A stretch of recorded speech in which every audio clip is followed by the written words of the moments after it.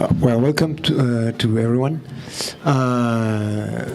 This year again, for the second time, we're really happy to welcome Ken Loach, screenwriter, because we can name you Ken Loach, screenwriter. How many scripts did you wrote with Ken Loach? God, I can't remember, to be honest. I suppose, I think it's about,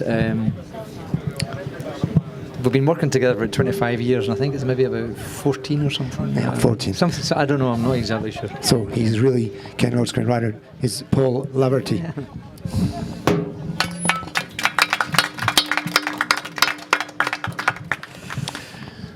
So this time again in competition, after two Palme d'Or, we're sorry we missed you, but let's jump back again. How Paul Laverty came to writing. And well, first of all, thanks very much for coming along. It's lovely to see old friends again. We were here 3 years ago with Daniel Blake. I don't know where those 3 years have gone, too fast. So anyway, and I'm very sorry this has to be in English, because I can't speak French. I'm very sorry. I could do it in Spanish, but not in French. And it seems a great pity I can't speak to you in your own language, so my apologies for that. Anyway, I can you hear me okay? Can you hear? If I'm speaking too quickly with my Glaswegian accent, just shout. I remember a long time ago, we showed a film here called Sweet 16. I can't remember, it must have been about 10 years ago. And it was in, the west coast of Scotland. And all the English film critics couldn't understand a word. And they were reading the French subtitles. So when we came back with Angel's Share, which was written in Glasgow as well, they had the French subtitles and then the English subtitles underneath, so anyway, so I hope you understand me. I started screenwriting by accident, like most things in my life. To cut a very long story short, I used to work as a lawyer. I was a lawyer in Glasgow. And then, like many people in their mid-20s, I think, they want to escape an office, they want to learn a new language, they want to go and travel the world, and look forward to Mondays, which has always been my grand master plan, is to look forward to Mondays. So anyway, to cut a very long story short, I worked with a group of activists, and I went to work in Nicaragua. And my friends were doctors and nurses, and they had a useful job. They could actually do something useful. And to cut a very long story short, I ended up working with a human rights organisation. And it was before many of you youngsters were born, but it's a history worth revisiting because, in 1979, there was the Sandinista revolution. And what they do is they overthrew a corrupt dictatorship. And after they did that, there was a revolution. They tried to redistribute the land. They taught their population to read and write. And they wiped out polio. And the United States was very unhappy about this because they lost their man who was the dictator there, a guy called Somoza. And so they organised a dirty war to undermine the Sandinistas. And so there was great solidarity for people around the world. It was like our Spanish Civil War, really. And so many people from around the world went along to support the Sandinistas, which only had a population of about 3 million people. And so I was an eyewitness to the United States trying to destroy this tiny little country. Systematic abuse of human rights, torture, murder, the things that the CIA do but deny they don't.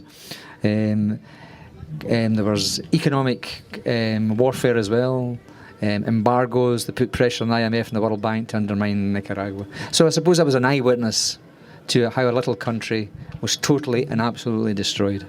And anyway, so I worked for a human rights organisation then. I was an eyewitness to it. And then in my naivety, I thought after 3 years of this, doing so many human rights reports, that when I went back to the UK again, went back to Scotland, I said, I'm going to write a film about this. And I had no idea how to do it, but I was very determined. And so I bought some books, talked to some people, wrote to lots and lots of people who never wrote back to me. I'm sure many people will be in the same boat. The few people that did write back said, are you joking? You've never written a screenplay before? You want to take us to a war zone, and we're going to do a story about some insignificant little revolution. That was the subtext to most of it. Most didn't write back. But I also wrote to Mr. Ken Loach.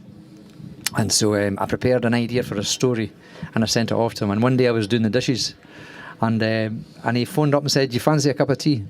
Which I did. I fancied a cup of tea. So I went away down to London for a cup of tea with Ken Loach.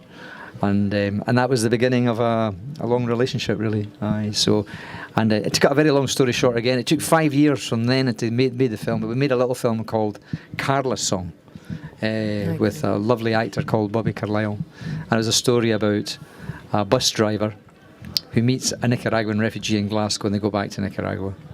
And it wasn't a very good script. But anyway, we made it. And then one story kind of led to another and led to another and led to another. And here we are 25 years later, sitting in the sunshine, and I managed to escape the office. So I feel very lucky and very relieved. That was a long answer. Sorry, I didn't mean it to be that long. I wanted to ask you if there is, in the story you want to talk about, if the fact you were born in Calcutta, is there, I don't know if you stay long there, but is there a connection? Does inspires you about this? Or I wish I could. I'm almost tempted to make up an answer. It's such a good question. But the reality was, I was born in Calcutta in India, but I left there at 9 months. 9 months. But I would like to invent a story and say, yes, it had a great effect on my psyche. But it would just be pure invention. I've tried to get back several times to India, but I've never actually managed to do it. I actually had a foot in a plane once, but it's a very long story, and I was almost there and didn't quite work out. But one day I hope to go. But really, I suppose my hunger for travel came from one main, very, very significant experience in my life. My mum was, she came from a very, she was a very humble background in Ireland. My father, he was born to Catholic parents who had come from Ireland as well. So we were kind of typical, children of, Irish immigrants. And so at the age of 11, I was sent off to seminary to be a priest. And so I was sent from the age of 11 to all my secondary school up until the age of 18 was, being taught by priests. And then from the ages of 18, I was sent off to study in Rome to become a priest, which is just surreal now. I can hardly believe it, but that's actually happened to me and I can't believe it. And so I was taught by Jesuits, and the Jesuits taught us Marxism to undermine Marxism. And so it became very intellectually claustrophobic. We were taught by priests, we were praying, we were in church, and everyone was black and white. And in a strange way, I suppose writing is a reaction to that, because I had such a thirst. And when you're only when you're 20, you don't know. But I had this thirst to see everything in the world, to see the different colours, different experiences, to hear different points of view. And even now as a writer, what fascinates me is not the black and white, but the grey, the contradictions, the different points of view. So I suppose being locked up for so long, in this very kind of tight, straight-jacketed intellectual world, probably is the reason why I still feel so curious about the world. Still want to travel, still want to go everywhere, although I can't do that now because I've got 3 boys. But I still would love to, I've got that curiosity to say, right, what is on the other side of the mountain? And I think if you've got that as a writer, to be curious to be in somebody else's shoes, to try and imagine what it's like to be in that person's view and to see the world from their point of view, which you could probably never imagine, is still something I still find exhilarating. I mean, to be honest, I'd much rather interview you than hear me say this again. It'd be lovely to know, well, how did you become a writer? What was the story you want to tell? What is the thing that really you want to achieve in 3 or 4 years' time? Why do you want to do that? Is there something in your past at the back there that you're just burning to tell, and why? Is there something that makes you absolutely furious? Is there something that really makes you laugh, or something that touches you? Is there something about the world just now you'd like to communicate, but you don't know why to do it? But there's something inside you that makes you burn to want to do that. And I think these are kind of all. I think you have to have an instinct to investigate all that if you want to be a writer. And then the great trick then is to find other collaborators who've got other skills who want to share that with you. So you've written so many scripts with Ken that's we imagine that the writing is automatic with him, the work is automatic, but in reality, how does it work? I mean, how do you find the subject? Do you agree with him, or does he agree with you? How does it work? Well, I don't want to just say I work with Ken, because I have the great privilege too of working with a terrific Spanish director called Athier Boyain, and so I don't see my work with Athier as inferior or superior to my work with Ken. And the process is very similar to both of them, but obviously the chemistry of working with whatever person, changes. So, but I feel both with Ken Loach and Athier Boyain, we have a great deal in common. We're very close friends apart from everything else. But friendships don't make necessarily for good stories, otherwise there'd be a hell of a lot, more films, wouldn't there? But the process is quite organic, and we have very different jobs. I mean, I think a writer writes, Ken and Athier direct, but we meet in the middle as filmmakers. And I think I've been very, very lucky to find these generous directors, because we're involved in the whole process, from the idea to writing the script. They always use them as a bouncing board, and also the casting and being on the shoot with them is very, very important, especially with Ken, because me and Athier are partners and we've got children, so I go to look after the children when she's directing. But the process is still similar. So Nicholas, every story is slightly different. Sometimes, for example, we did a film here, it was shown in Cannes some years back, called Looking for Eric, with Eric Cantona, which was kind of it was fun and comic, but underneath it was still a kind of a family drama. And that kind of happened by accident, because Eric came to us and he wanted to make a film with us. And of course, he wanted to do a story about a fan in Leeds, and I couldn't find a way into that, and it wasn't what grabbed me, but there was something about Eric that I really loved, and he had great presence and stature and confidence. And I imagined just meeting him. What happened if there's another little Eric who's the exact opposite of him, who's not a performer, who's unrecognised, who has panic attacks, who's insignificant, his family is all broken up, his children don't see him, he feels like his life's slipping through his own fingers. And what happens if Big Eric is a figment of his imagination after too many spliffs? I said to Eric, do you fancy that? And he started laughing. And so that was the start of that project. And Ken thought it'd be fun and a way of examining. It's actually a story about grandparents, but if you actually try to raise money for a film about grandparents, everybody would tell you to piss off. They would just say, no chance. But that is actually a film about two grandparents. But because it's tied up into a kind of comic premise, and with Cantona, we got away with it. Other stories, it's things that, impinge upon us, that we feel is really, really important to do, like the film we're doing just now, or Daniel Blake. These were things that we saw around us that attracted our attention, and I started digging into it to try and find out what was going on under the surface. And so a great deal of the last two stories that we've just done, part of the work has been very journalistic, is to try and, I don't know if you've seen Daniel Blake, Daniel Blake, but it's a story about an older man who signs on in Great Britain.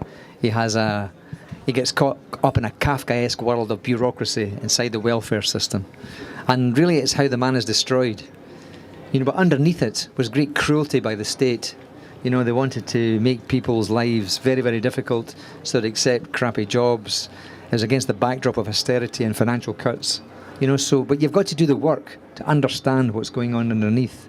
You have to find the people who have lived it. You've got to speak to whistleblowers who work in these organisations.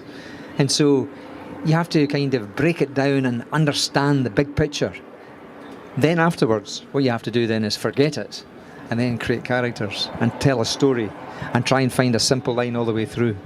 So one part, it was kind of journalistic and investigative and analytic. But then the second part is imagination and trying to figure out a way to tell the story as best you can.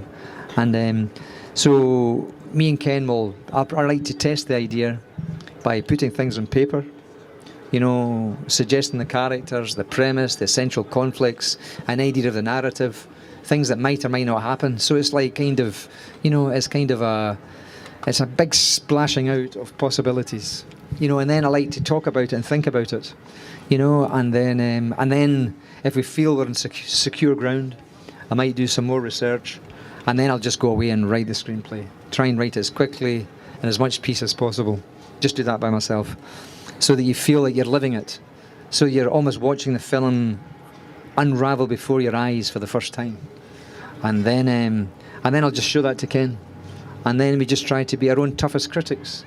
Say what we liked or what we didn't like, what the problems were, would it be possibly trying this, and then I'll do another draft, and we just kind of knock it back and forward.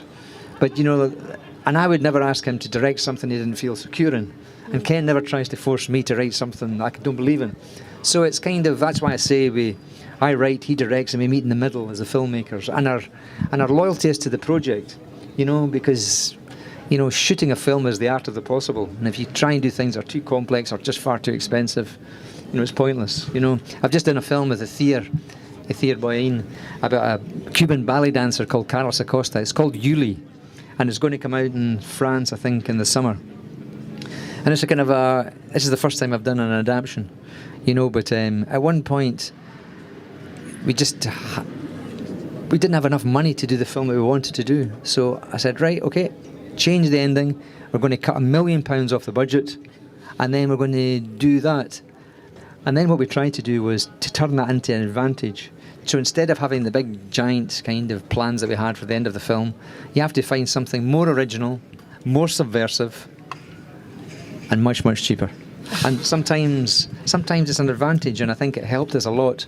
And I think Ethier did a really, really nice job if you get a chance to see it, later on in the summer. Ethier is only woman director you worked with, I think. Yes. And you told us that the work was quite similar than Ken Loach.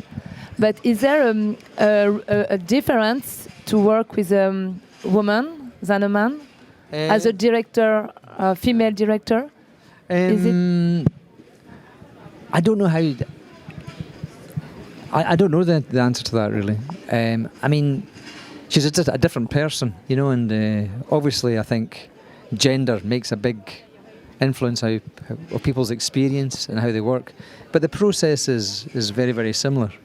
I mean, the actual working process is the same. Ethier is a very demanding partner, but she's very generous, and I suppose the films that we've made together have been different from the stories I've done with Ken. When you see Yuli, we actually try to dance a film. We try to dance aspects of his life. So it's not as naturalistic as the stories we've done with Ken.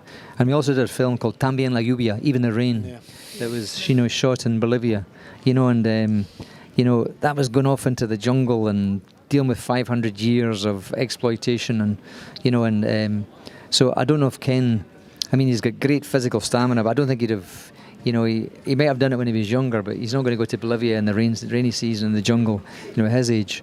Although we went to Nicaragua and went to Bread and Roses, so but there's probably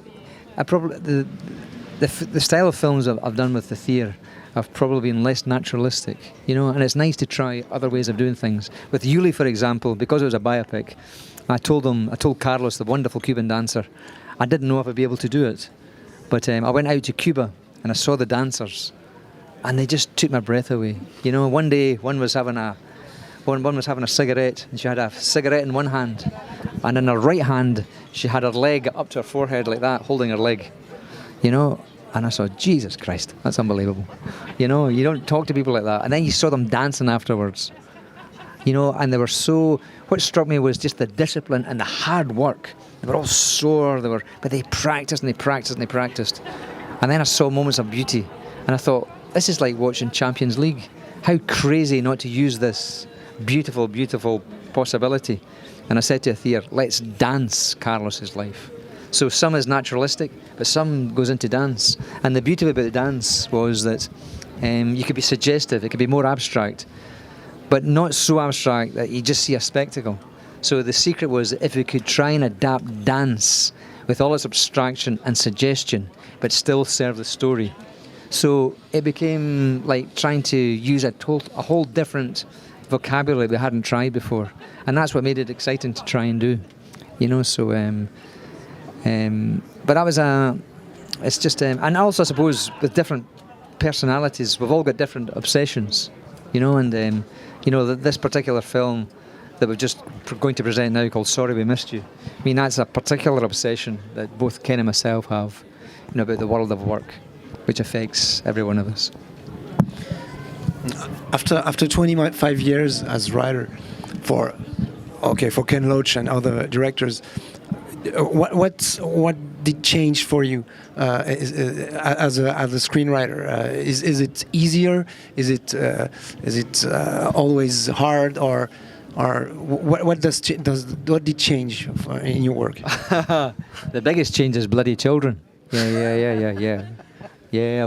I've got 3 sons, one 19, one 15, and one 11, and they drive me absolutely around the bend. Yeah, so but they're also very funny. They're very funny, and because Athir is away working a lot, so I'm really a hands-on dad. I'm really, so when I'm there, you try to do the homework and you try to keep a house going. And so what I've noticed is that I've just got such little time now. So I try and use that time better.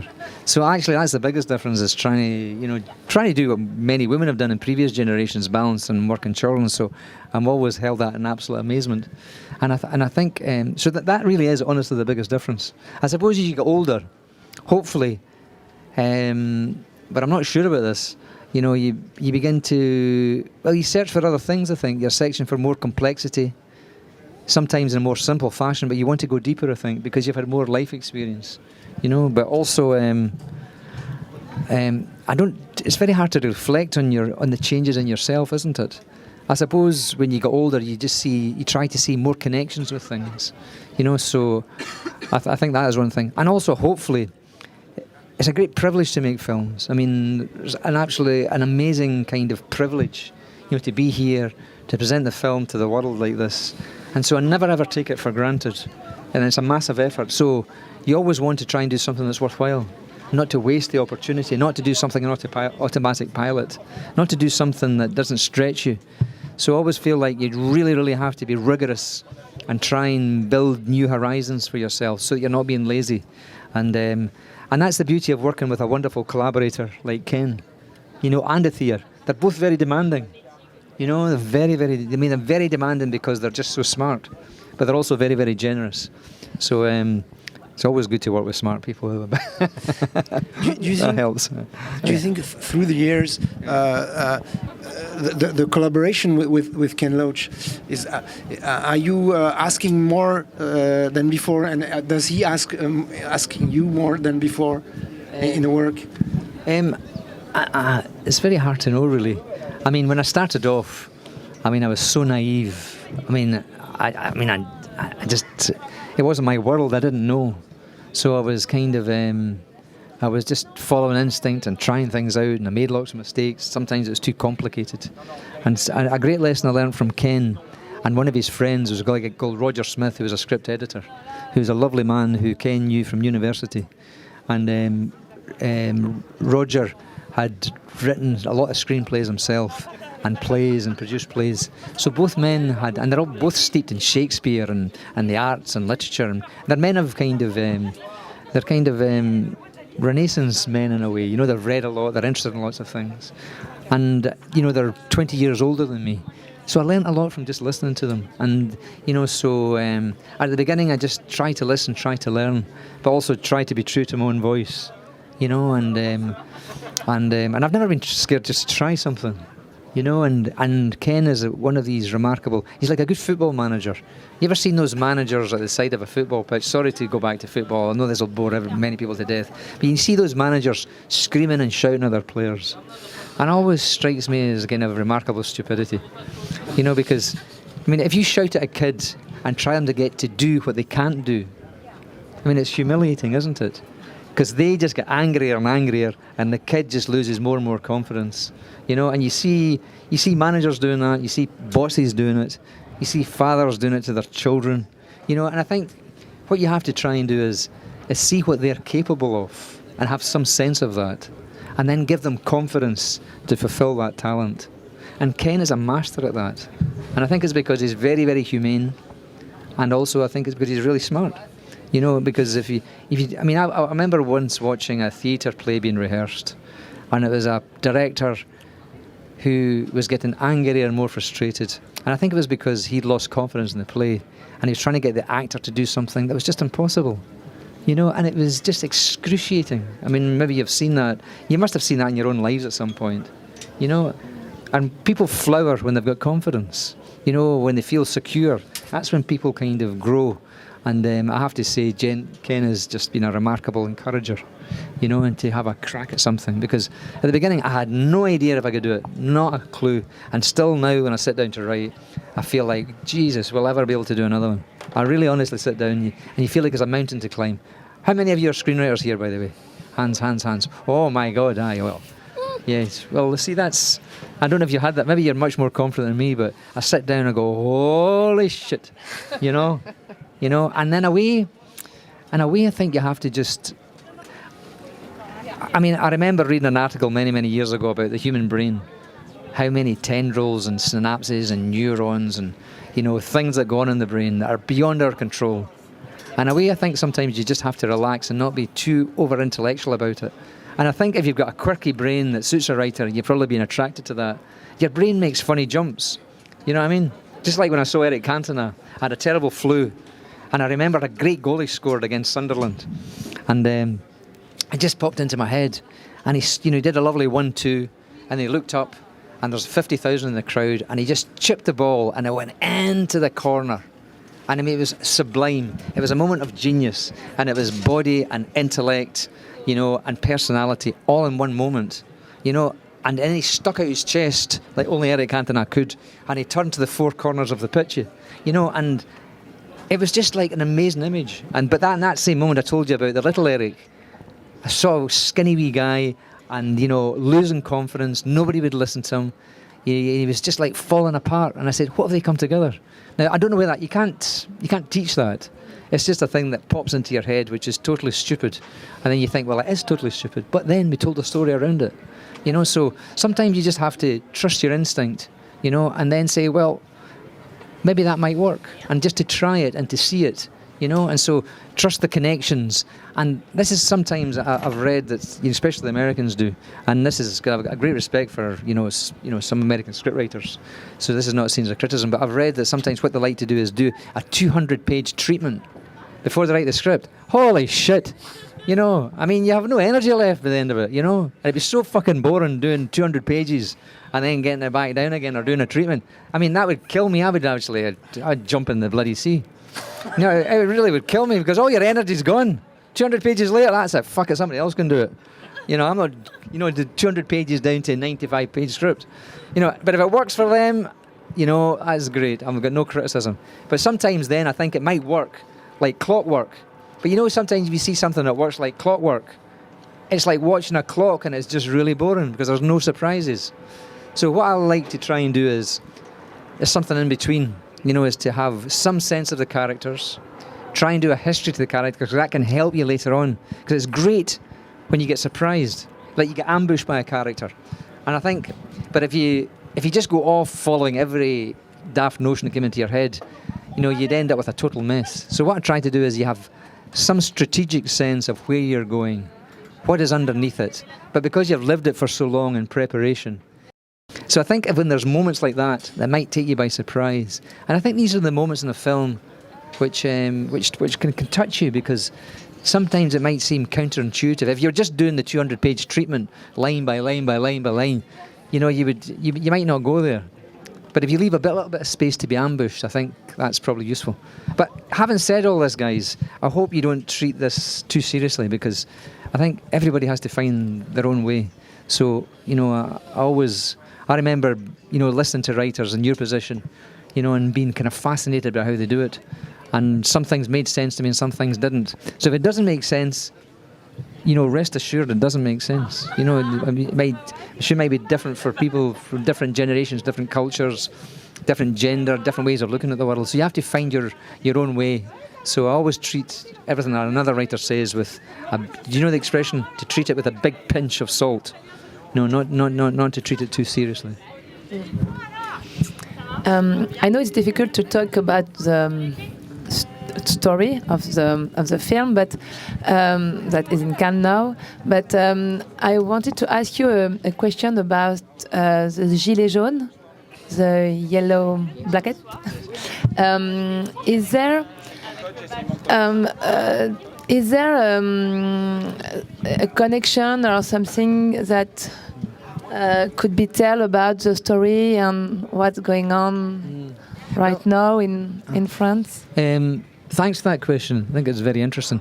I mean, the reality is you will know, people here will know much more about the Gilets jaunes than I ever will, because I think you understand your own culture and your own language and the different groups. But from the outside, what looks very interesting to me is well, it looks very multi-layered, and there's many people arriving at a conclusion from different reasons. I understand there's all different factions and all that. But transcending that, I think there is something very important about these times. And I think our film does tap into it. You know, because when I wrote the script, it was like 2 years ago. By the time you get it, you know, by the time you get the script, the money, you shoot it, and you're here in Cannes. That was like 2 years ago. But what I think we did tap into, whether it will communicate and transcend, I don't know. I think after climate change, I think the really big issue of the day is equality. You know, and now you'll know the figures much better for France. But, you know, when you look at the World Economic Forum in Davos, the richest people in the world, they are shitting themselves because they're scared of political instability. And much of that to do is the concentration of wealth. Now, in 2017, this sounds like a screenplay. See if I can remember the names. There's Warren Buffett, do you know him? Yeah. Jeff Bezos, Carlos Slim, telecoms in Mexico. There's Zuckerberg, who's got Facebook. There's Ortega, who's got Zara. There's a guy called Leslie, oh God, no, what's his name, who owns a film called Oracle in the States. That's 6. And there's another 2. Who else is there? Another 2. Anyway, in 2017, I'll come back to me in a second. I like to remember the names. And I mentioned Jeff Bezos. Jeff Bezos of Amazon. So anyway, 2017, Oxfam did a study based on Credit Suisse. And they discovered that these 8 men controlled equal wealth as 50% of the world's population. Now, I mean, if you had that in a screenplay, you wouldn't believe it, would you? Yeah. Sure. Yeah. But things have really improved. The good news is it's really improved because the figures have turned. Now there's 27 billionaires of the same as 50% of the world. So you can see what a big difference there is. So it's almost surreal. And our little story is about a man who drives a white van and he delivers stuff, you know, for Amazon and all the different little shops. There's a big, huge crossover. They're tied to an app, they drive a white van and they deliver. I don't know if it's the same in France, but now in Britain, about a fifth of retail is actually done now by online. And he's married to a partner called Abby, who's a lovely woman, and she is a carer. And that was very interesting. I read that a lot of carers were in the Gilets jaunes, which I think is quite interesting. And anyway, what's happening with the carers in the UK, I don't know about in France, but they've got something called 0-hour contracts. You know, so you get guaranteed no holidays, no travel time at all. But what you've got to do is you respond to a text, and then you work in the morning to get the old people up. Then you're there for lunch, and then you're there in the evening to put them to bed, and then you get text the night before, and you're getting moved around all over the place. You don't get paid any holidays, you don't get paid any sick money, you don't get paid for travel. You know, for a short visit, you get paid £2.50 for a 15-minute visit, but you have to travel there. Some go by bus, some have got a car, some can't pay for the petrol. But interestingly, if you look at both jobs, what is fascinating is there's less and less trade unions, and what you have is technology being used to extract more and more and more profit. And these people are getting pushed harder and harder and harder and harder. And that's fascinating. Now, I'll tell you this little story. I talked to a guy who drove a van for Amazon. This was about 2 years ago before I wrote the script. Anyway, and I just said, right, tell me your day. you know, and I went out with drivers as well, because actually, you know, when you actually do the work with them and being with them and the stress they're under and the pip of the app telling you what to do and you have to deliver within certain hours and you can't park. I mean, they don't have time to piss, honestly. They've got an algorithm that knows exactly where you're going to be to the meter around the world off a satellite, okay? And there's an algorithm and it tells you where you've got to be. But they don't have an algorithm. You can actually make a break if you want. But you get so much work to do that they don't have a break.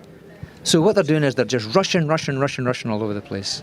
But what you actually see is something that's very interesting too. They've got a thing called self-employment, bogus self-employment. They call them owner, driver, franchisee. So instead of being an employee, you say, no, you're a private businessman. You've got your own business.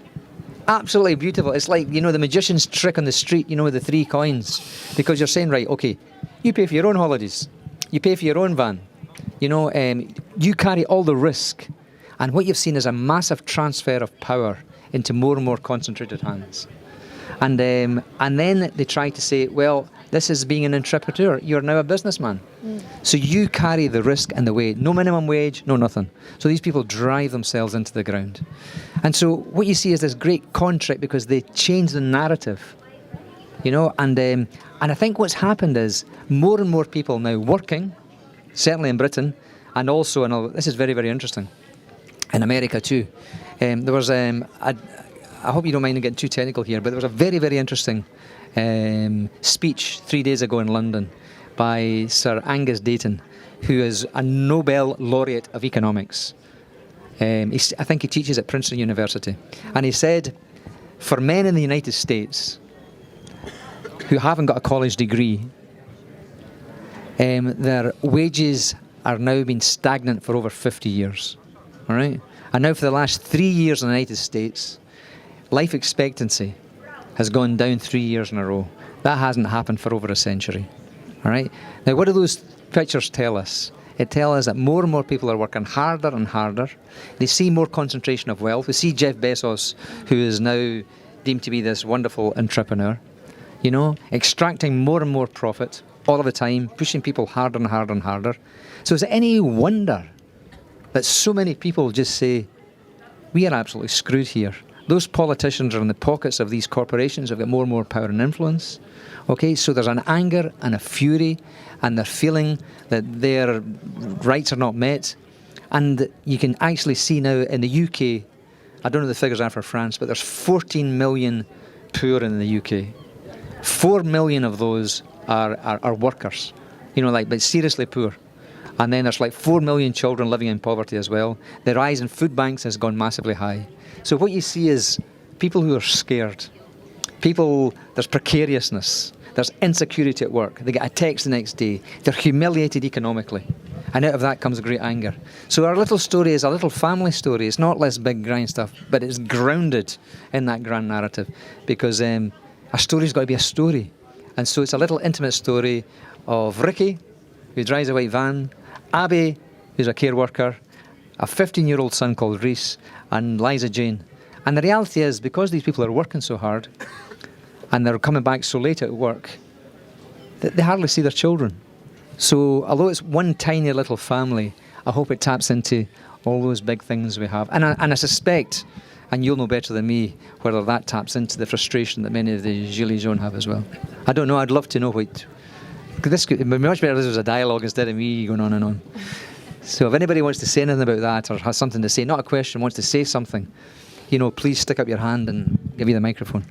It's just about to go back to the fact that we discussed about Daniel Blake, in a situation that was about unemployment. What happens in the feedback you get from people who suffer this type of things, like the Gilets jaunes in France and people, the consequences of the Brexit or whatever. As a screenwriter, and you know that your film has been seen by people, do they see your films, and what does it give them? Thanks for that question. It's really important because I've noticed that a lot of right-wing critics say that we make, you know, left-wing films for the middle class and the elite, and it always makes me laugh. Yeah. Because when I go to the prisons or I speak to young people, you know, in the junior prisons, and we bring the films back to these places, they've all seen the films. You know, they haven't seen them in the cinema, but you know, that's the beauty about cinema and story. It'll go to cinema, it'll go to wherever it goes. It finds its way to DVD or pirated or whatever. You know, so people do see them, and in particular with Daniel Blake, it was very, very interesting because, like I say, we thought we'd made this very modest little film, you know, about an old guy signing on, and but what it did was it tapped into a massive, massive debate. And we had brilliant distributors called E1. And the guy who ran that was a lovely guy called Alex Hamilton. And he was so touched with the film. You know, he just said, I want the people who have got no money to see this in a crowd, which is music to our ears. Because it's one thing seeing it on a DVD, but it's another thing. They can't pay 11 quid to go and see it in the cinema. So after it went had the cinema run, Alex allowed the film to be... So trade unions, churches, church halls, schools... I mean, there was like 600 community screenings, and there was big, you know, like people would be packed in, and then there was anger, and there was fury, and there was debate, and there was examples, and there was like linked to kind of, you know, activists, and so it was a remarkable experience. It was a beautiful thing for us because, you know, especially for me and Ken, I suppose, we tried to tell these stories. You know, because you hope it'll have an echo and it'll change people's lives. Because like Mark said, one thing is to understand the world, another thing is to try and change the world. And films don't change anything, but if people do something afterwards, or it empowers people, or gives them hope, then you can see change. And but it's also very important to know that even after all of this massive debate, and it had a real big influence in the UK. You know, it's now. My poor kids are studying it at school, which makes me laugh. You know, and universities are teaching it, and you know, judges and lawyers and doctors and institutions are all using the film. You know, so it's really kind of penetrated, and people talk about the Daniel Blake Society. So it was great to have that penetration, and it transcended into that debate. But what I never forget is that the Tories have not backed down 1 inch. There's still that vicious system in place, and it'll take political change to move it. So I think we changed the narrative and how it's framed, and people don't say they're all scroungers and wasters, and you know the word scrounger and waster. You know, somebody who benefits and steals, welfare. There was a whole narrative that they thought a third of the welfare budget was fraudulently stolen. And it's lies, it was less than 1%. So we've changed the narrative, but we haven't changed the reality about how people are humiliated and how food and hunger is still used as a political weapon. So it's a good question, thank you. Especially the situation, the social situation is getting worse and worse in the big countries like in Europe, in the United States, and everything. How is it more difficult for you to point the unfairness and ask for more justice? Is it more difficult for you to make film about that in UK? Because of you say of the right wing criticize you and yeah. Well, I mean in the production world, is it more difficult to make those kind of films, or? Well, we're very, very lucky because we've got the backing of a fantastic French company called Why Not. So I'm always very grateful to our French brothers and sisters, because our films have gone. And Ken has said this: if it hadn't been for the French public, he still might not be making films. So Ken and I do collectively feel very, very lucky about how we've been received, particularly in France, you know, which has been brilliant. So what happens is we keep our films very, very cheap. You know, they're very cheap compared to most films, I think. They're very modest locations, don't use big stars. And we get a little bit of money from all the different distributors. And they've always been very loyal to us. So in a strange way, all this political attack they had, because it was mentioned in Parliament, our film Daniel Blake. It was very, very funny, actually. The guy who was the Minister for Welfare, criticised our film after it won the Palme d'Or here. And he announced, and he made a speech in Parliament.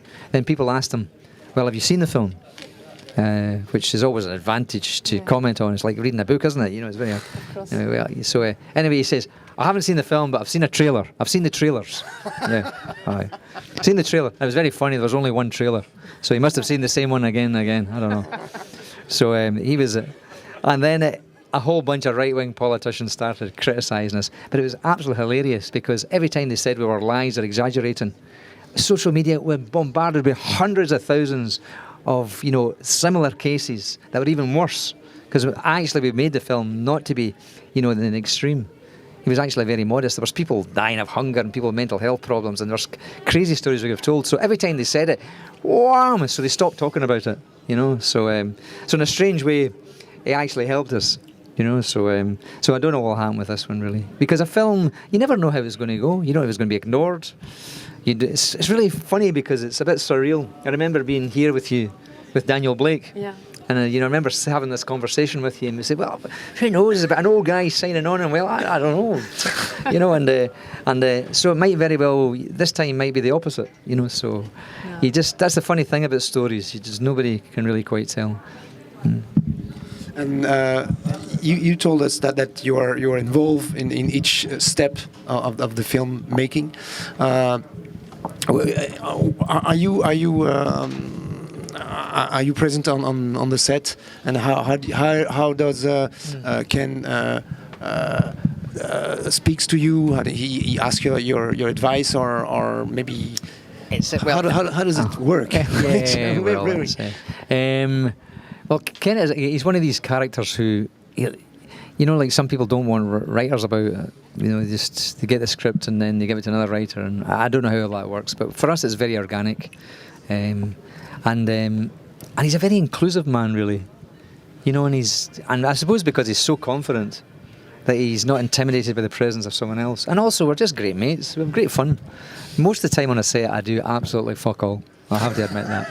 I mean, I don't do very much at all, but I enjoy being around everyone, and it's great fun.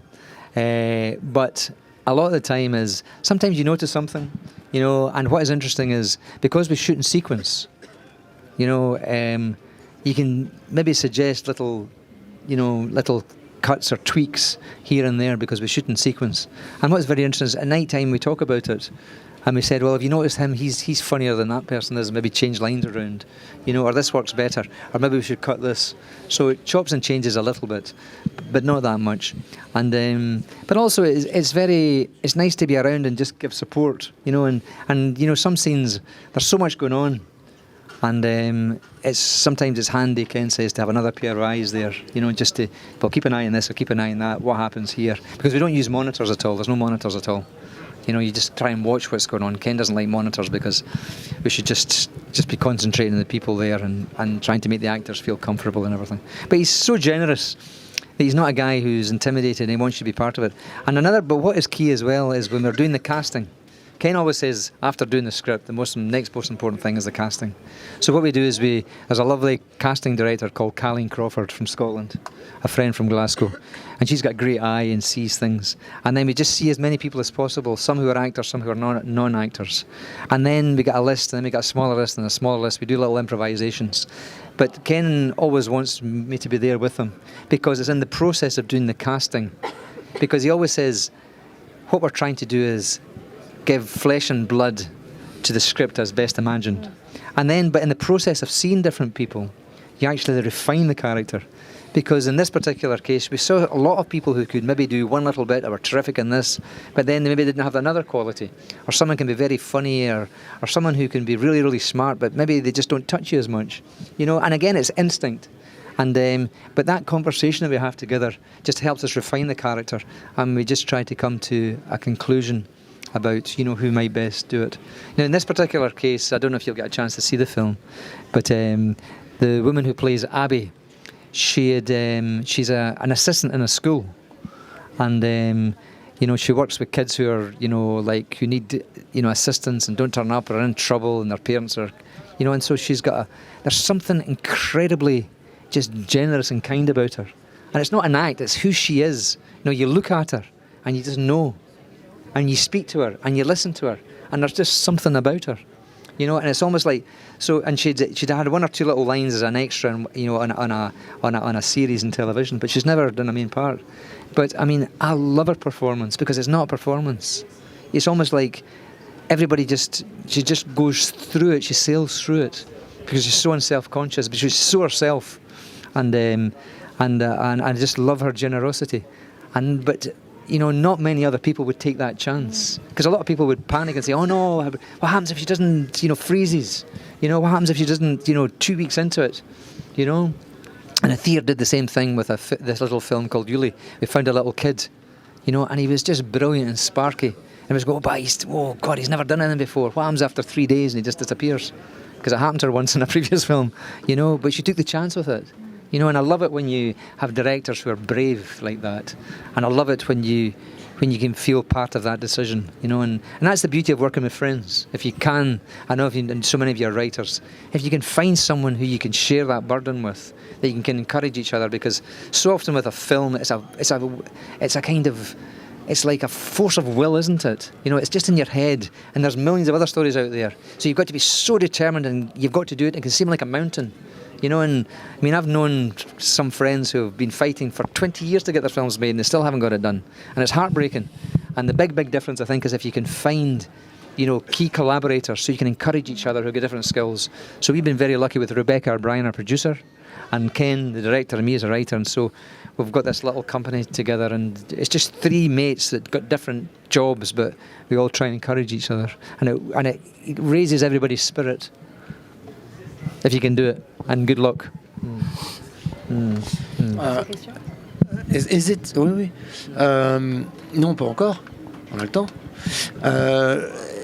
To be on the set and watch the film you have written, been shooting, is it helpful for you for your work as a writer? It is helping you to feel if the scene is going to fit or not, or. Well, probably. I'm not so self-conscious about it now, but I suppose after you've seen it done, you've got a sense of really how short it's got to, how short everything must be, because our films are short. You know, they're only about, this film is about 90 odd minutes, I think. 90, I can't remember, is it 90 or 100 minutes? So it's very short. So I think at the beginning I just made scenes far too long. And I think when you actually see it played out, then you got to realise just how concentrated it's got to be. So I think it's wonderful when you're writing, really is. What I love about a film is when you see the levels. You know, there's a big suggestion of things beyond. Our story, Little Stories, is a story about a family. But beyond all of that, I hope there's a richness about the things we talked about, but then equality, about the pressure on people. But when you're writing the script, everything has to be, and again, it's a matter of style, you know, because now a lot of people make films for 3 hours. I mean, I can't concentrate that length of time. I'm like a child. You know, I like things short, you know, and a bit shorter. So you can get a scene to do several things, and you get that sense that you're always moving forward. And I love it in a film when you drag forward all the time. You're not aware of, the long kind of scenes. And I mean, again, it's a question of taste, and there's some beautiful long films at 3 hours. But I think, certainly for me, if there's pace to it, and you're drawn in, and you're moving on, and you really feel the film clicking along, I mean, that's the type of stories I love. And then you're taken to a place, and suddenly you realise, holy Christ, the film's at an end, and you've just been in it like a child. And to get that, it has to be slick, and it has to be really, really tight, and you've really got to have thought about the structure. Otherwise, I think you can end up with cul-de-sacs and boring bits. But everybody should, find their own way. And do you when you write? Do you think about the sound a lot of, or is it more Ken as a director?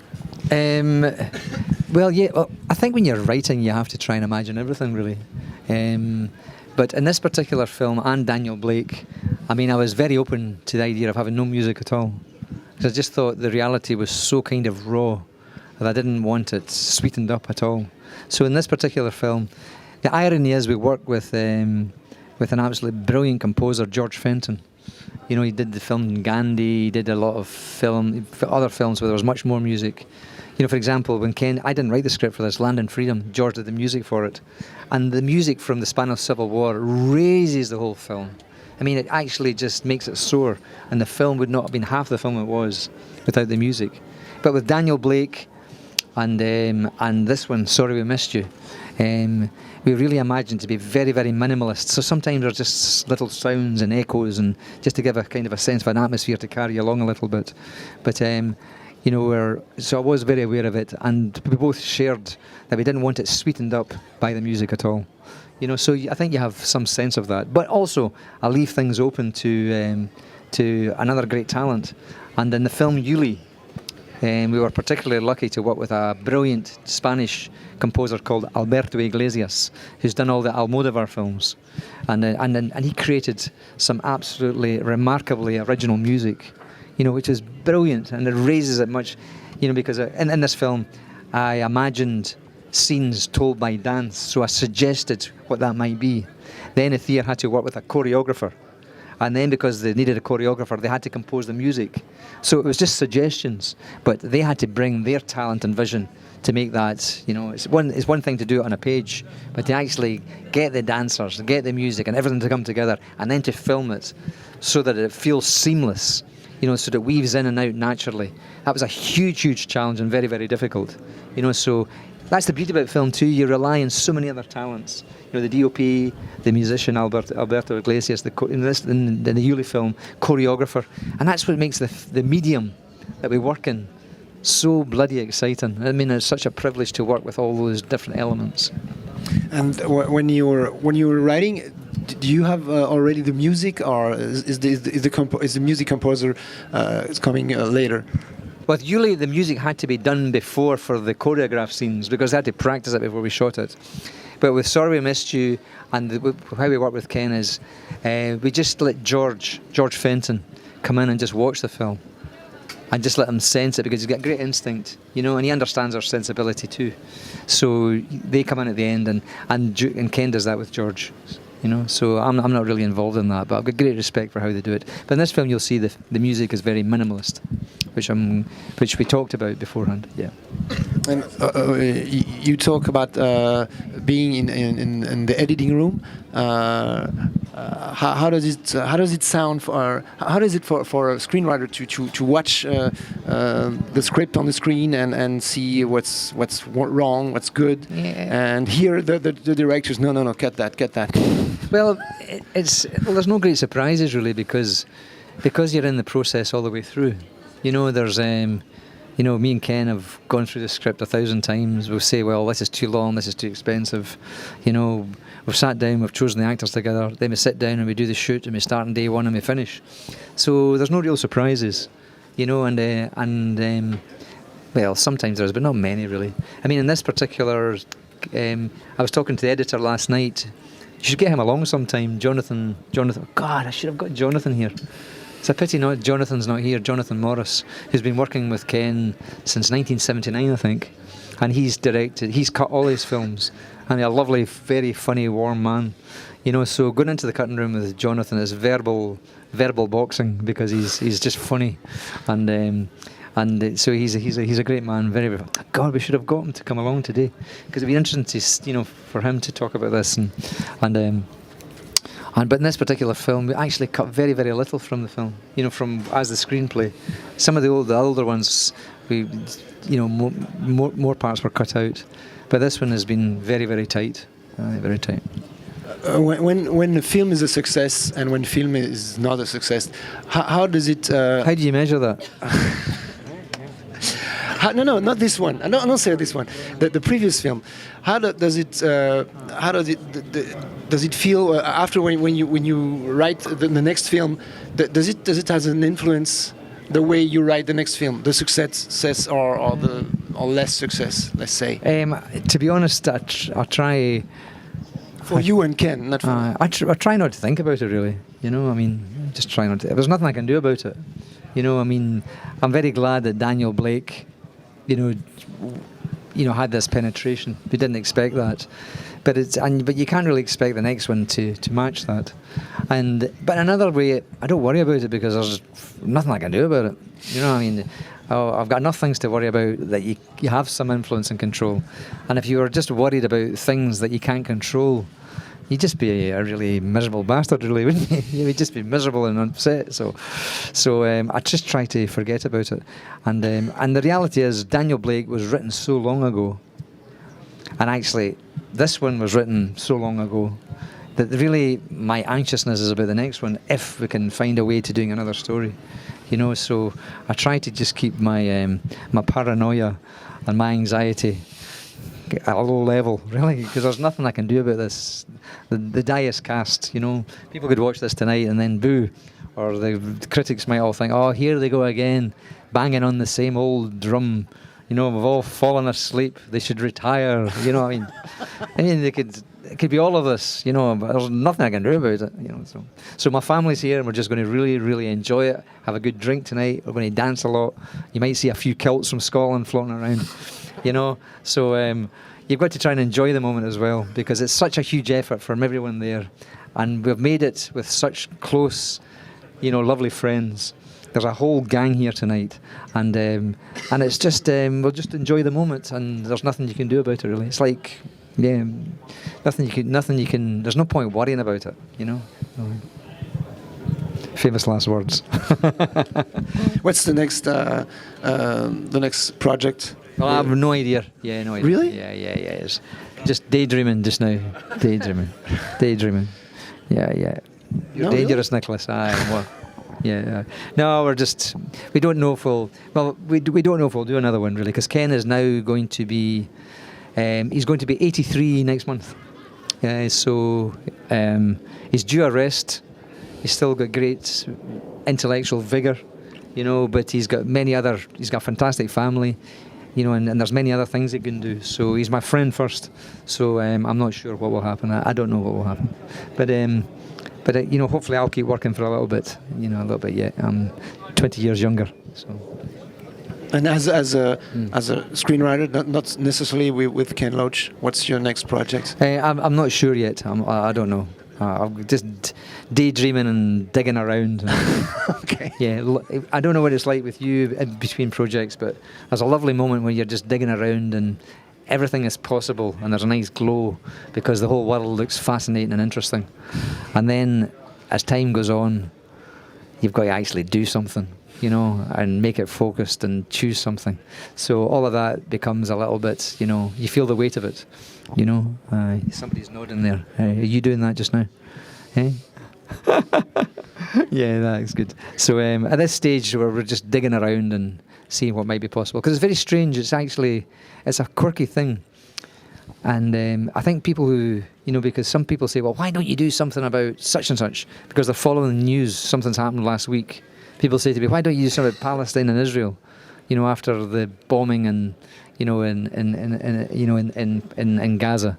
And the thing is, you can't chase the news, because by the time you actually research it, you make it, you do it, and you get it out, 2 years can have passed, So I think you have to sense things in a different way. I think that's why you've got to go under the surface. And that's why I think listening to people is really, really important. Just digging around, listening, finding out what's going on under the surface if you can. If you're a writer, I think trying to figure out what's going on underneath, And I think that's what's very, very interesting about how all this poverty we talked about, this mass inequality, how that's fed into the body politic, how it's fed into fake news, how it's fed into the aberration of Trump, There we have a man who's got a palace on Miami Beach who is pulled us out of the Paris Agreement with the climate change and denies climate change, blames it on the Chinese.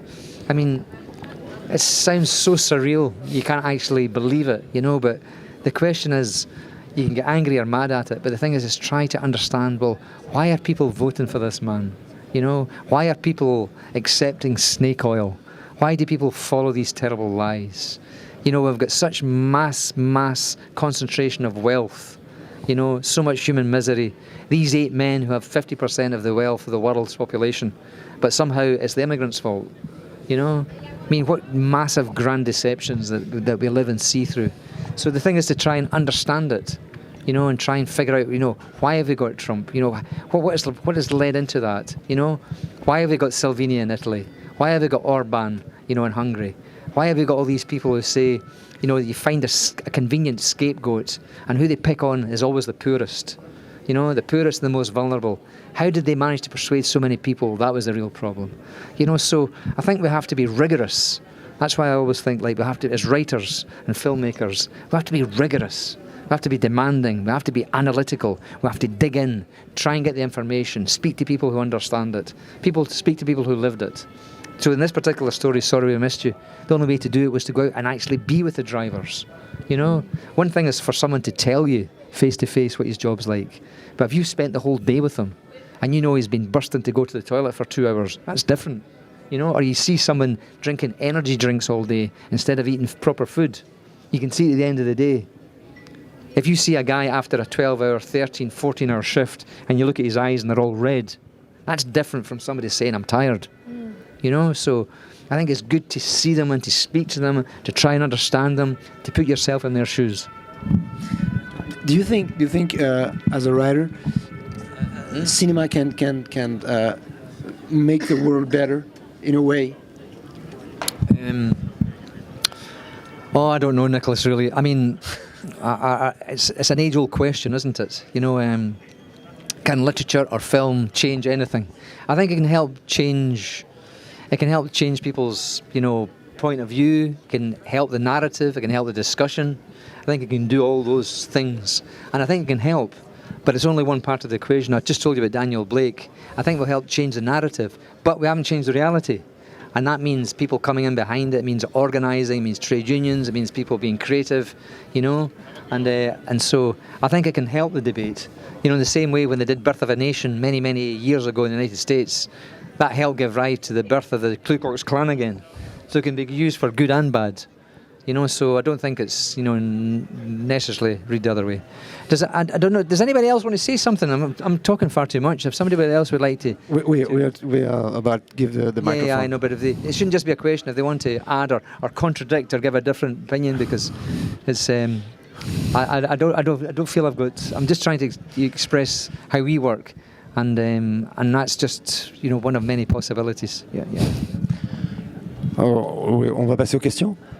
So if anybody has a question or want to say something. Paco, regarde, il y a le micro derrière.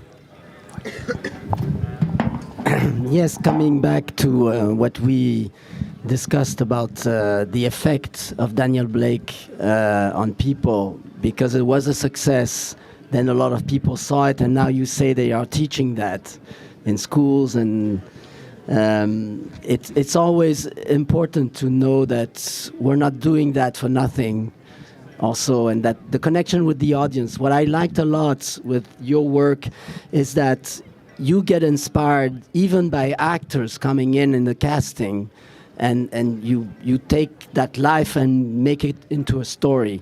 As you say, you became a screenwriter by accident, but you became a great screenwriter. And can you explain for people how you made your own way of telling stories? And everybody can do that on his own, but what was yours?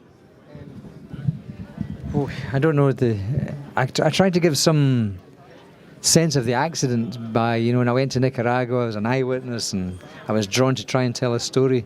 So a lot of it was by trial and error, really. And I know now many people study screenwriting and study film, you know, and it just wasn't my experience. I was studied as a lawyer, really.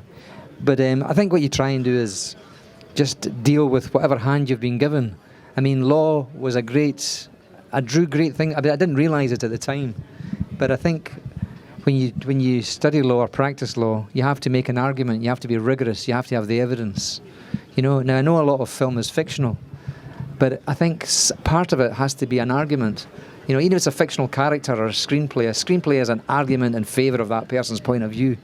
So I think you just follow your instinct, really, and try and make it tight. And I think it's also great to kind of watch other films you like, try and see something that totally surprises you, you know, and really brings you to an area that you would never have thought about because it's so different from your sensibility. So I think just to be aware, or sometimes you might read a poem, or sometimes you might see something in the street, and I find that interesting things stick in your brain, and then it might not give fruit till much later. I'll give you an example. I did a film with the Thea Boyain. It was called The Olive Tree. I don't know if anybody saw that little film, but it was about a 2,000-year olive tree that was dug up in Valencia, and then it was transferred to a corporate headquarters because they like the image of the trees. Now, that was an article that just stuck in my head, because in Spain during the crisis, austerity, they were digging up these trees that were planted at the time of the Romans. You know, and I mean, and in your gut it just feels wrong, doesn't it? A 2,000-year-old tree with a big thick shape and lovely. I mean, it's been in symbiotic relationship with communities for 2,000 years, giving shade and food to the community, giving olive oil, giving health, and then the community looking after that. And then suddenly it's just dug up and sold. There's actually 100 of them outside the headquarters of Santander Bank in Madrid. And something sticks in your gut about that. You go, but why does that annoy me so much? And it annoyed me for 5 years. And then I had a bit of space, and I went with Athea to see these places. And then I went along and I talked to people who sold the trees. And I saw what desperation they were in. And then I did the harvesting with them. And then we harvested the olive oil, and we tasted olive oil.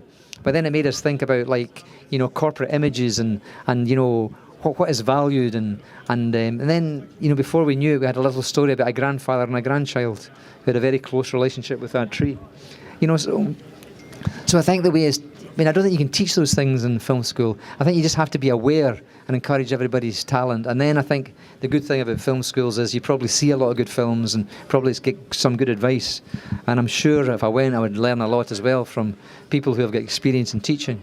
You know, so I would just try and be aware and be self-critical and be curious. You know, so, and if you're lucky, then you'll find good people to collaborate with. You know, that was certainly my journey. Let's do.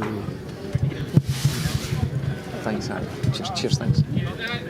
Hello, good afternoon. Thank you for your time. I wanted to know if you wrote the punchline, "I'm not a man, I'm Cantona," if it was Eric. It's funny you asked me that question. Could you hear that question at the back there? I don't know. Could you hear it okay? Did anybody... You spoke quite quietly. I don't know if people at the back heard. Could you hear that question? Maybe Okay. give it again. Say it a bit louder. Aye. Okay, I was wondering if Paul Laverty wrote the punchline, "I'm not a man, I'm Cantona," in Looking for Eric. Yeah, well, I'm glad you asked that question. Actually, you know something, it's quite funny, because I remember actually writing that particular line, because I don't. For people who haven't seen the film, it's little Eric meets the big Eric, you know, and then he's had too many spliffs and he's seen him in his imagination. And then there was a point, you know, where little Eric is asking Eric about what was the greatest moment of his sporting life, the type of thing that I love football, you know. And so I asked Eric all this, you know, and so when I came to write it, you know, little Eric is going to have, you know, because he's such a star and he scored all these brilliant, iconic goals.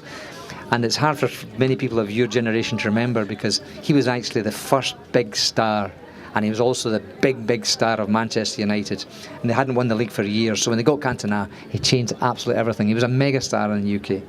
And anyway, so he's banned from having played football for 9 months because he did a karate kick in some racist who swore at him, you know. And anyway, so little Eric was talking to him, and he goes, "Eric, you know, all those great goals." He says, "Sometimes we forget you're just a man, you know, a human being." And I thought that was the end of the scene.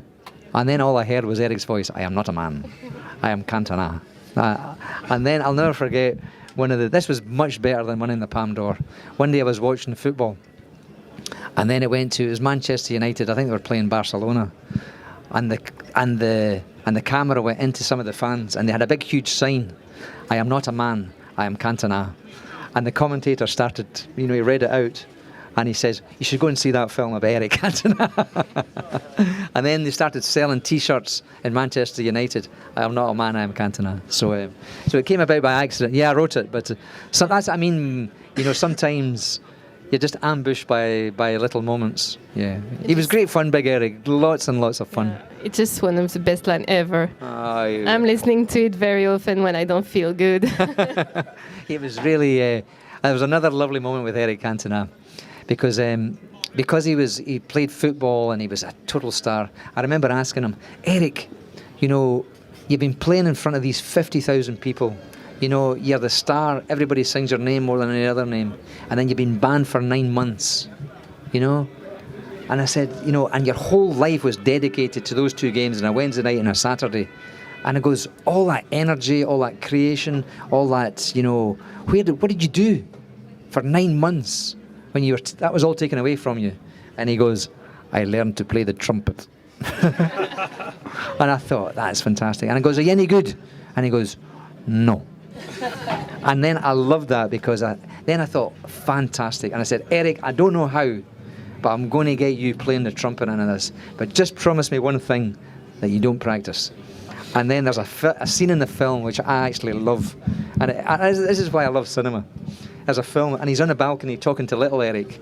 Because the whole basis of the story is Eric's got this great big giant talent as a footballer. Okay? And he can do anything with the ball. But when he comes to play the trumpet, he's absolutely shit. He can't do anything.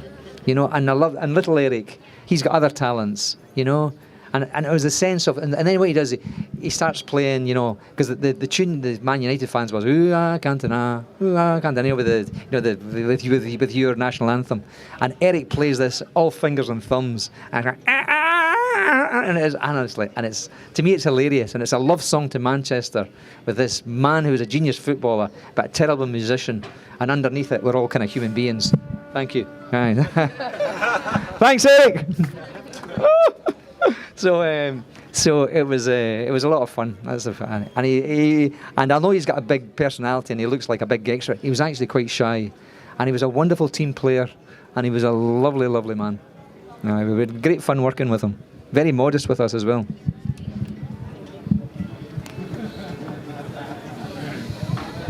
Yeah, just as an echo of what you said, the words "I'm not a man, I'm Eric Cantona." It sounds like you made of Eric Cantona the first of the Avengers. Did you? Well, more seriously, when Nicolas told you about the success of your movie and you asked how can you estimate it, I think well the reaction, the criticism of the politicians can be a good sign for you for about the success of the film. And well, my question is, did it ever happen that you had an idea about a project, about a scenario, and then maybe you thought maybe the project was aborted because you thought that the idea was too subversive or too controversial? Can we? The general question is, can you write about everything in a script? You know, because you speak about politics. There are other subjects, as the church, for instance. I mean, you denounce inequalities, deviances. I don't know. Yeah. Well, the only limitation we have is our own imaginations, really, isn't it? And I think it's as I get older, you know, we have told stories in a very there's a quite traditional manner. The stories I've done with the theatre have been more unusual because they've jumped from different 500 years of apart, and Tambien La Lluvia, even the rain. But I think cinema's got I think it's got great possibilities. You know, I think the big question is there's limitations. There's no limitation in your imagination. There's limitation in your budgets, and there's limitation in what your distributors might have you do. And again, that's very, very difficult. You know, because we made this film about, for example, Yuli, about a Cuban ballet dancer. I mean, the budget was so tight, it was unbelievable. But if that film had been made in English, we'd have got a much bigger budget. But if we'd done that, the whole film would have been false. You imagine all the beautiful Cubans speaking Denzel Washington playing Carlos Acosta's father. It would have been absolutely ridiculous and stupid. And everything that made Cuba beautiful would have been undermined. The Cuban accent, the language, the spark, the people there, the kids in the street. And that's what I love about the film, was the ordinary people, and that's what made it genuine. So I think it's a very tricky, even The Rain took us 10 years to make, because people said, well, that's a bit weird, you know, you're dealing with 500 years ago and the water wars in Cochabamba, privatization of water now, and the robbing of gold 500 years ago. Can you make that work in a film? And we looked at the script and people said, well, I remember Thea and Juan Gordon, a lovely producer from Morena Films in Madrid, came up here, and we went round all these hotels and they pitched the story, and everybody said, that's very interesting, but it sounds a bit risky, we don't know if we'll give you any money for it. You know, so it's always that balance of trying to figure out what you can get away with, you know, and I suppose we are going to do something that's, you know, very risky, anti-narrative, Maybe you just have to be more subversive about how you do it. Maybe you do it as one man and a camera. I don't know. One man and a dog, one man and a bicycle, one woman and a bicycle. You know, I think you just have to find different ways if you're going to do that. You know, because I always think, you know, people say, well, why don't you do a film in Gaza? Why don't you do a film in such and such? You know, and that's what they should be doing. You know, but the thing is, how do you get access and you know, to get it out there in this world now where there's just millions of things being done. You know, so I think nothing's off limits, but you have to be very canny about, you know, what is possible. Thank you. Somebody over there, yeah.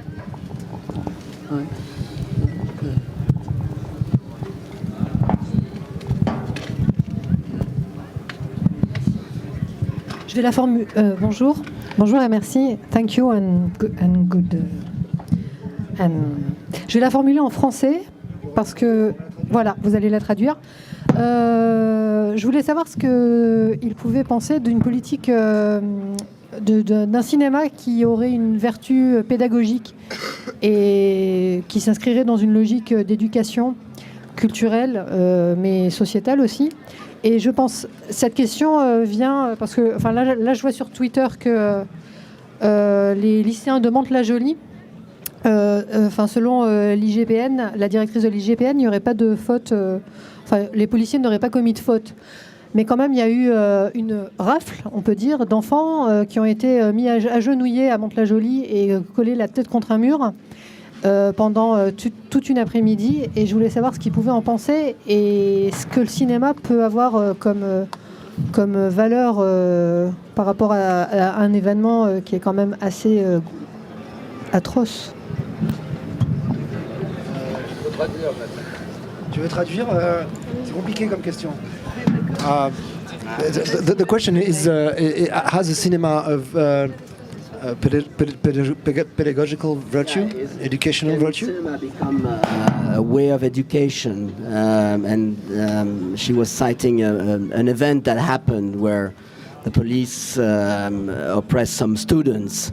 That's a recent fact, and it's a case of injustice and awkward behavior that happens everywhere in the world, and can film explain that and transform society. Thanks very much for your question, and I'm very sorry I can't answer in French, but thanks for your question. Well, I think film has got great possibilities, you know, for both good and bad. Yeah, because it's such a powerful medium, you know, because cinema can change point of view. You know, you mentioned the story of this, you know, just as you say it, you could tell that story in all sorts of subversive ways. You know, who are the policemen who beat up the students? Can you imagine that policeman going back home in the evening, seeing his own teenage sons? You know, what does he feel like after what he's done? And that might be a more subversive way of telling the story. You know, because you think, oh well, it's easy to do it from the guy who's bloody and beaten, and you know, and it could be a much more obvious way to tell the story. But I think the beautiful thing about cinema and telling stories is you can subvert expectation. You could tell the story from their point of view, but what about the guy who sold the gun? You know, what does he feel like? So there's maybe subversive ways of doing it. And the beautiful thing about cinema is, and telling stories, is you can just change point of view. And you can present things in a very immediate way, because cinema is so powerful. Because you've got the image, you've got the sound, you've got the suggestion, you've got music, you know, and that they're very, very powerful tools. So again, I think the limitation is your own imagination. So it could be done to favour oppression, and many, many stories are. And I think there are many, many stories that glorify violence. Look at many of the war stories. I think they glorify violence. And so that is no surprise. But there are also great possibilities of subversion with film, which can change people's minds forever. And I think, well, in our own lives, there's probably moments you've read a book for it. I mean, I remember when I read Primo Levi, you know, the writer. After you've read a book by Primo Levi, I mean, I don't know how you're different, but you're different. You know, yeah, so, you know, I'm not saying our films were anywhere near the standard of Primo Levi, but, you know, sometimes when you see a great work of art, it can change you, change something deep inside you. And I suppose that's what we're trying to do. But to do that requires imagination and to try and really, really think and be subversive and be demanding. But thanks for your question. It was a very good one.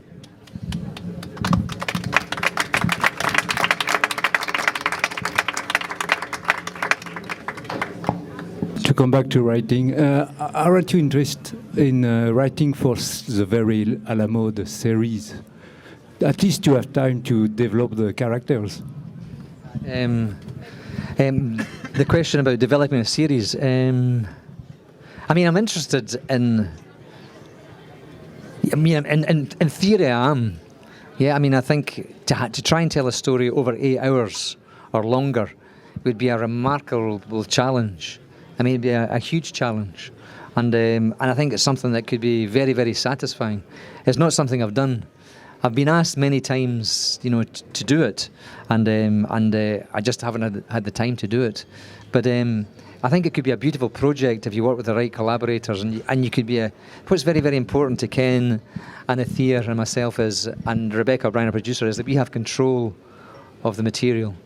You know, and my fear is with these big series, when you're asked to do something, you're like a hired hand, and they decide at the end of the day what the heart of it is. But for example, when we did The Wind That Shakes the Barley, I don't know if you've seen that little film, we did it in Ireland, and now for that project, because it was so complex, I had to understand the war, the War of Independence. But then what was much more complex was the second part of that war of it, the Civil War, when Irish started fighting each other. So as part of that, I did a history of each character. Now, the great difficulty in that film was, you know, to have so much history, but also space for character, all done in 2 hours. Now, in that particular incident, probably when it was all in my head, I'd love to have done an 8-part series. I would love to have done that, because you'd explore different characters, different themes, you know, and done it over a longer period of time with a big budget. And that would be a magnificent challenge to do, you know, because at the end of the day, it's just having the story fit the medium, you know. And so if you do a short film, it's got to fit, you know. If you do a short novel, if you do a play, you know, I'd love to do maybe a ballet or a musical. You know, again, you'd have to get something that fits that and something. But to do an 8-part series would be a remarkable and beautiful challenge. But at the end of the day, the general principles of storytelling would still have to work, really. You know, in other words, the premise has to be strong, and you've got to have great characters. You know, and then you'd have to try and really work that out, and it'd be a hell of a lot of work, but a beautiful challenge. But I haven't done it. But if I have any energy and more time in the future, I would love to have a crack at it. Yeah. I have a question about writer-producer collaboration. What is your advice for a writer? Which relationship should he have with the producer? Well, to be honest, I've had the great fortune of working with a very small group of people. You know, with Ken, the third person who works with us is Rebecca O'Brien, who's often forgotten, and I never fail to mention her because she's super important to how all of us work. I mean, she's a key part of the team, and but because of her work, she's more in the background. But she raises all the finance and allows us to work. And you know, so my relationship with Rebecca is very, very simple, and she's a great friend. But she kind of leaves me and Ken just to get on with it. You know, I really ask her to read it, but you know, her job is really. She's just a very imaginative producer who raises the money and helps us make what we want to try and do. And with Juan Gordon of Moreno Films, who I've worked with Athir a number of times, again, you know, I'm very interested in what he thinks and how he's touched by it. But at the end of the day, he just allows us to get on with it. And I'm very, very keen that, you know, the me and the director are the ones that kind of really have the final say on the material. And I know that not everybody is in that position, and I know if the budget's got much higher, that might be impossible. So I'm not really the best person to ask, because I've just worked very closely with two friends. I couldn't give advice about working with another producer. It depends what kind of work you're interested in, and whether you find a theme with that person and you share a similar sensibility. But what I think is very, very important is that if you're going to spend 2 years of your life, or 3 or 4 or 5 years of your life in a project, sometimes you do that, just make sure you know the person. Because sometimes you don't know until you work with them. And if you're 4 or 5 years into work and you have a big fight, it's a lot of wasted of energy and a lot of bitterness and a lot of heartache. So just make sure that you want to try and you've got a similar sensibility. Otherwise, it can be great friendship or it could be absolute misery. Question? I've exhausted you all, that's it, yeah. Scotland 1, France 0. Yep. Okay, then we have to thank you very much, Paul, for coming, and great success. So sorry we missed you. Thank you very much. Thanks very much. And can I just, just one little thing. First of all, thank you for coming. I think this beautiful things about festivals is dialogue, sharing, listen to each other. I've just been going around the north of England just recently, just digging around, talking to people, and I'm amazed. I know what's happening in France, but how places where people meet are fast disappearing before our eyes. And in the UK, the libraries are closing down, the churches are closing down, community centres are closing down, the pubs where people drink are closing down. And I think it's quite remarkable. So places where people can meet and listen to each other with respect, but also to share something in common is a beautiful thing. So thank you for that in the festival. And also, for those people who are writing now and trying to get their film made, really good luck with it. And one thing is really important to remember too, no matter where you've come from, there's all sorts of advantages about wealth and education and all that. But at the end of the day, there's something quite democratic about a beautiful idea. Originality doesn't go with wealth. So if you've got something and you believe in it and it's worthwhile, it's really worthwhile fighting for. And if it's original, it might very well find the light of day. And I hope one day you'll have your films up there in the big pally. And if I do, I'll be a very, very happy man. So good luck to you all. Yeah.